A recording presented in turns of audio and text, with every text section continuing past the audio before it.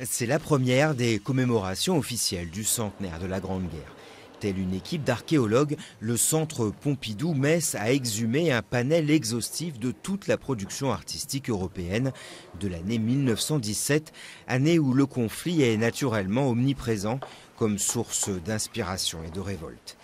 Mais de Brancusi à Rouault, en passant par Picasso, et notamment la plus grande de ses toiles en taille, Parade, 1917 est bien plus qu'une exposition sur la guerre. C'est l'année de l'entrée en guerre des États-Unis, c'est l'année des révolutions russes, c'est l'année des mutineries, c'est l'année des grands conflits sociaux.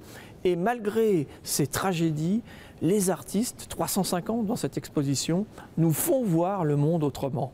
Ils nous amènent vers un ailleurs et on a voulu montrer cette profusion créatrice.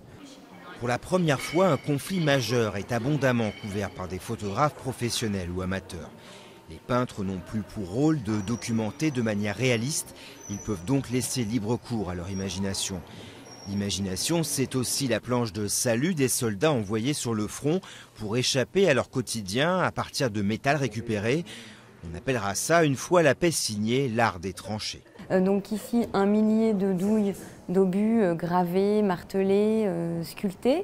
Et puis donc cette masse, cette accumulation qui contraste avec l'étagère centrale de l'installation qui présente toute la diversité des objets qui ont pu être créés. Donc des objets liés au tabac, à l'écriture, des objets de décoration, des porte-photographies, etc.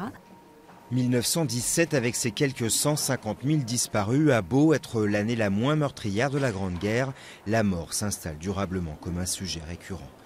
Les lettres des poilus envoyés du front annoncent rarement des bonnes nouvelles. Il y a 4 ans, le dernier de ces poilus disparaissait. Metz, en Lorraine, l'un des plus grands champs de bataille, leur rend un ultime hommage.